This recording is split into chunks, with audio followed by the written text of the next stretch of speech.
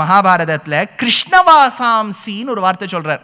Black dress போட்டுண்டு பாதி ராத்திரிக்கு அந்த யாகம் பண்ணாலாம். ஏன்னா யாகங்கள்லாம் பொதுவாக பாதி ராத்திரிக்கு பண்ண வேண்டிய யாகங்கள்லாம் கொஞ்சம் வேதபரமாக இருக்காது. அதனால இந்த கருப்பு ட்ரெஸ் நீங்கள் உடனே பார்த்தேளா, கருப்பை மட்டம் தட்டி விட்டீர்கள், அந்த ஸ்கின் கருப்புக்கும் ட்ரெஸ் கருப்புக்கும் வித்தியாசம் உண்டு இல்லையா? அதனால இந்த கருப்பு ட்ரெஸ்ஸை வச்சு ராத்திரி யாகம் பண்ணான்னா சில அது ஒக்கல்ட்டுன்னு சொல்கிற மாதிரி கிட்டத்தட்ட பிளாக் மேஜிக்னு வச்சுக்கோங்களேன். அந்த மாதிரி ஒரு யாகம் கிருஷ்ணவாசாம்சி யாகம் பண்ணியிருக்கா. இப்போ தக்ஷகனுக்கு தெரிய வந்துடுத்து இந்த தக்ஷகனுக்காக தான் இந்த யாகம் பண்ணியிருக்கான்னு. உடனே தக்ஷகன் என்ன பண்ணிவிட்டான், நேர இந்திரன் கிட்ட போய் பிரார்த்தனை பண்ணான். தக்ஷகா, இந்திரா எனக்கு அடைக்கலம் கொடு, எப்படியாவது என்னை காப்பாத்து.